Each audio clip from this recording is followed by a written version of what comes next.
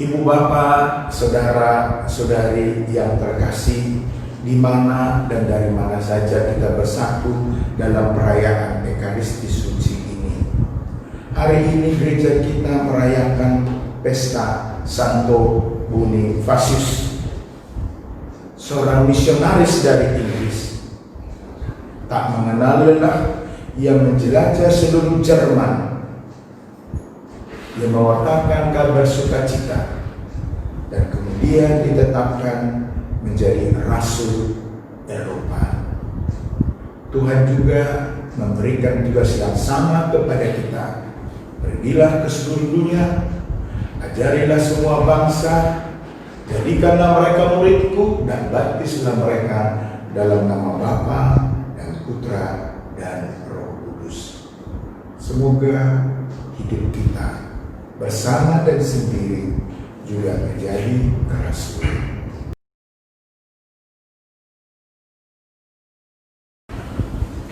Ibu bapak, saudara-saudari yang terkasih, renungan kita pada hari ini bertajuk pertanyaan, jawaban, dan konsekuensi. Seseorang bertanya, ingin mendapat jawaban, dan jawaban apapun yang diterima atau diberinya tentu mengandung konsekuensi. Ahli-ahli kitab suci sekurangnya dalam masa Yesus suka mengajukan pertanyaan, dan lebih buruk lagi bersoal jawab untuk menyudutkan dan mengalahkan lawan bicaranya. Katanya itu merupakan salah satu gaya atau model rabinis pada saat itu. Dalam perikop Injil Markus hari ini yang sangat pendek, Yesus menampakkan diri bukan rabi sembarangan. Dia tidak memberikan jawaban atas pertanyaan yang ditujukan kepadanya. Malahan balik bertanya atas soal yang dia ajukan, dan sendiri menyebut dia tuannya. Bagaimana mungkin dia anaknya pula?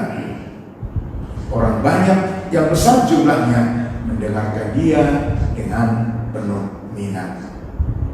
Dengan cara ini, Yesus menatap, atau mungkin lebih tepat, ingin menjagakan para pendengarnya, para ahli Taurat dan para muridnya, untuk mencari jawaban tentang siapa dan apa Mesias itu.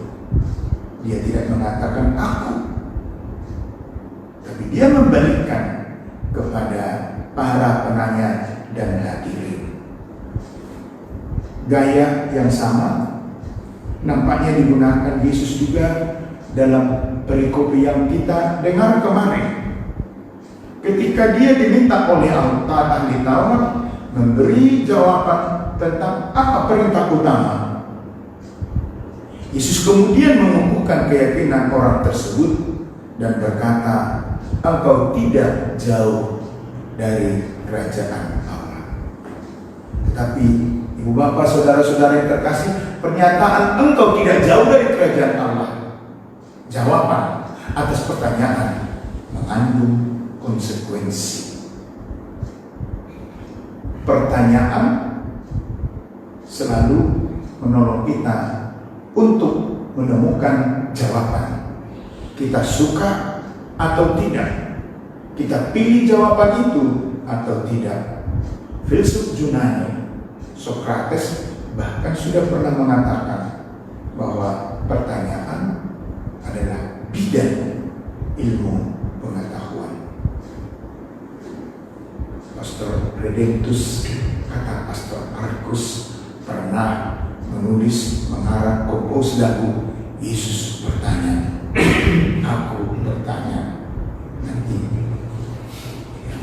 Tentu harus ada jawaban, dan jawaban apapun yang diberi ada konsekuensi. Pasti lain jawaban Redemptus waktu dia dipakat dengan jawaban dia waktu dia di institut di Roma itu.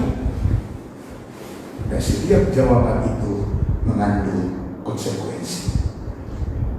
Maka Yesus memuaskan kita. Satu, kita yang pertama-tama mesti menjawab pertanyaan yang kita sendiri ajukan dan yang orang lain ajukan kepada kita.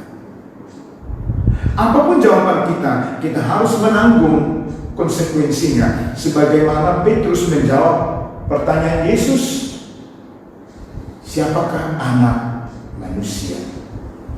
Atau beberapa saat yang lalu, Petrus, Simon anak Yona, adakah engkau mengasihi aku? Jawaban Petrus itu menyatakan kepercayaan dan sekaligus risiko yang mesti diambilnya. Paulus juga mengingatkan kepada Timotius. Jawaban Timotius siapa Kristus itu, dia peroleh dan dia harus menanggung konsekuensinya. Kata Paulus, memang setiap orang yang mau hidup beribadah di dalam Kristus Yesus akan menderita aniaya. Sedangkan orang jahat dan penipu akan bertambah jahat. Mereka menyesatkan dan disesatkan. Uskup Bonifasius, martir yang kita rayakan hari ini, mengajukan pertanyaan, menjawab pertanyaan, dan menanggung risikonya. Semoga kita dapat memberi jawaban otentik yang ditujukan kepada kita, dan itulah sepertinya yang dikehendaki Yesus. Deo gratias. Amin.